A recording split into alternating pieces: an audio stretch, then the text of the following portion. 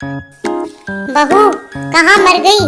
अंदर से आवाज, जिंदा हूँ माँ जी। तो फिर मेरी चाय क्यों अभी तक नहीं आई? कब से पूजा करके बैठी हूँ, ला रही हूँ माँ जी। बहू चाय के साथ भजिया भी ले आई। सास ने कहा, तेल का खिलाकर क्या मारोगी? बहू ने कहा, ठीक है माँ जी, ले जाती हूँ। सास ने कहा, रहने दे, अब बना दिया है तो खा लेती हूँ। सास ने भजिया उठाई और कहा, कितनी गंदी भजिया बनाई है तुमने। बहू, माँ जी मुझे कपड़े धोने हैं, मैं जाती हूँ। बहू दरवाजे के पास छिपकर खड़ी हो गई। सास भजिया पर टूट पड़ी और पूरी भजिया खत्म कर दी।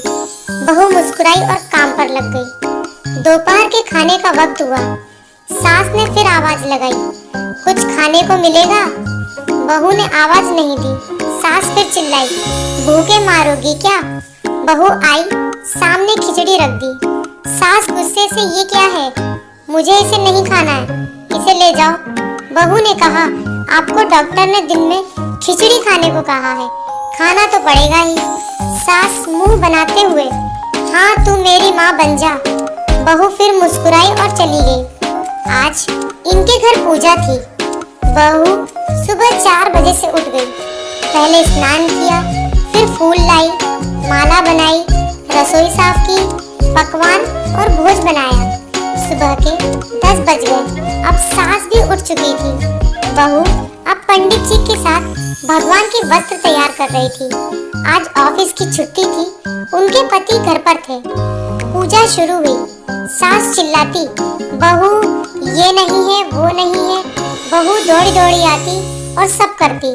अब दोपहर के 3 बज गए थे। आरती की तैयारी चल रही थी। पंडित जी ने सबको आरती के लिए बुलाया और सबके हाथों में थाली दी। जैसे ही बहू ने थाली पकड़ी, थाली हाथों से गिर पड़ी। शायद भोज बनाते हुए बहू के हाथों में तेल लगा था, जिसे वो पोंछना भूल गई थी। सारे लोग तरह तरह की बातें करने लगे। कैसी बहू है, कुछ नहीं आता, एक काम भी ठीक से नहीं कर सकती, न जाने कैसी बहू उठा लाए, एक आरती की थाली भी संभाल नहीं सकी। उसके पति भी गुस्सा हो गए, बस सास चुप रही, कुछ नहीं कहा, बस यही बोल के छोड़ दिया, सीख रही है, सब सीख जाएगी धीरे धीरे। अब सबको खाना परोसा जाने लगा। बहू दौड़ दौड़ के खाना देती, फिर पानी लाती। करीब 70-80 लोग हो गए थे। इधर 2 नौकर और बहू अकेली, फिर भी वहाँ सारा काम बहुत ही अच्छे तरीके से करती। अब उसकी सास और कुछ आस पड़ोस के लोग खाने पर बैठे। बहू ने खाना परोसना शुरू किया। सबको खाना दे दिया गया। जैसे ही पहला निवाला सास ने खाया, तुमने नमक ठीक नहीं डाला क्या? एक काम ठीक से नहीं करती, पता नहीं मेरे बाद कैसे ये घर संभालेगी। आस पड़ोस वालों को तो जानते ही हो ना साहब, वो बस बहाना ढूंढते हैं नुस्ख निकालने का। फिर वो सब शुरू हो गए, ऐसा खाना है, ऐसी बहू है, ये वो वगैरह वगैरह। दिन का खाना हो चुका था। अब बहू बर्तन साफ करने नौकरों के साथ लग गई। रात में जगराता का कार्यक्रम रखा गया था। बहू ने भी 1-2 गीत गाने के लिए स्टेज पर चढ़ी। सास जोर से चिल्लाई, मेरी नाक मत कटा देना, गाना नहीं आता तो मत गा, वापस आ जा। बहू मुस्कुराई और गाने लगी। सबने उसके गाने की तारीफ की, पर सास मुंह फुलाते हुए बोली, इससे अच्छा तो मैं गाती थी जवानी में, तुझे तो कुछ भी नहीं आता। बहू मुस्कुराई और चली गई। अब रात का खाना खिलाया जा रहा था। उसके पति के ऑफिस के दोस्त साइड में ही ड्रिंक करने लगे। उसका पति चिल्लाता, थोड़ा बर्फ लाओ, तो सास चिल्लाती, यहाँ दाल नहीं है। फिर चिल्लाता, कोल्ड ड्रिंक नहीं है, पापड़ ले आओ। इधर उधर आखिर में उसके पति की शराब गिर पड़ी उसके एक दोस्त पर और बोतल टूट गई। पति गुस्से से 2 झापड़ अपनी पत्नी को लगाते हुए कहता है, जाहिल कहीं की, देखकर नहीं कर सकती, तुझे इतना भी काम नहीं आता। सारे लोग देखने लगे। उसकी पत्नी रोते हुए कमरे की तरफ दौड़ी। फिर उसके दोस्तों ने कहा, क्या यार, पूरा मूड खराब कर दिया, यहाँ नहीं बुलाया होता, हम कहीं और पार्टी कर लेते। कैसी अनपढ़ गंवार बीवी ला रखी है तूने, उसे तो मेहमानों की इज्जत और काम करना तक नहीं आता, तुमने तो हमारी बेइज्जती कर दी। अब आस पड़ोस की औरतों को और बहाना मिल गया था। वो कहने लगी, देखो क्या कर दिया तुम्हारी बहू ने, कोई काम की नहीं है। मैं तो कहती हूँ अपने बेटे की दूसरी शादी करा दो, छुटकारा पाओ इस गंवार से। सास उठी और अपने बेटे के पास जाकर उसे थप्पड़ मारा और कहा, अरे नालायक, बहू को मारा, तेरी हिम्मत कैसे हुई, तेरी टांग तोड़ दूंगी।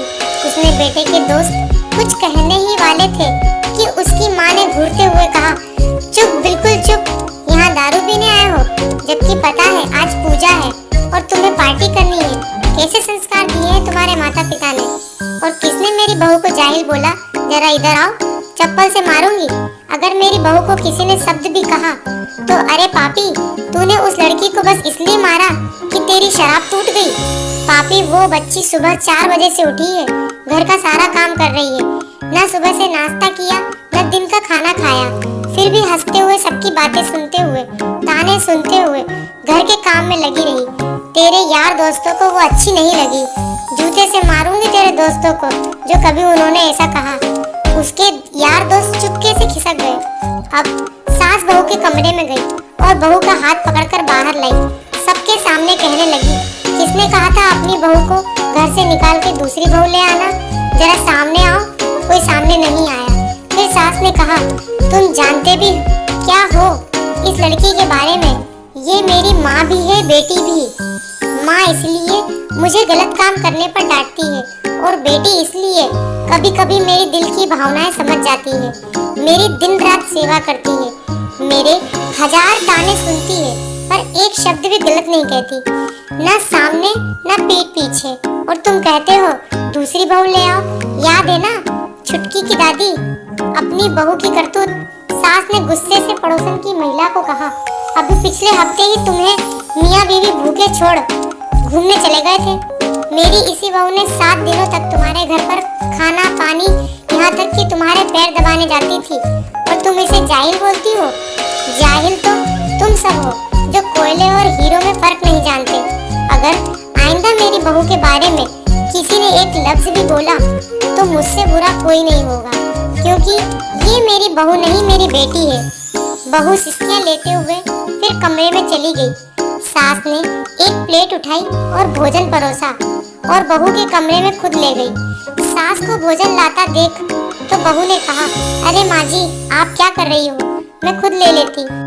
सास ने प्यार से ताना मारते हुए कहा, डर मत, इसमें जहर नहीं है, मार नहीं डालूंगी तुझे।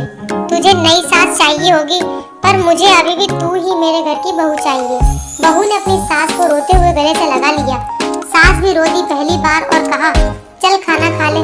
फिर मजाक करते हुए कहा, फिर मेरे पैर दबाने चले आना, और ये ख्याल मन में मत लाना कि सास पैर बोलती है, किसी दिन मैं इसका गला दबा दूंगी, क्योंकि कभी मैं भी यही सोचती थी। दोनों खूब हंसने लगी। दोस्तों, कहानी आपको अच्छी लगी हो तो लाइक करें, शेयर करें और सब्सक्राइब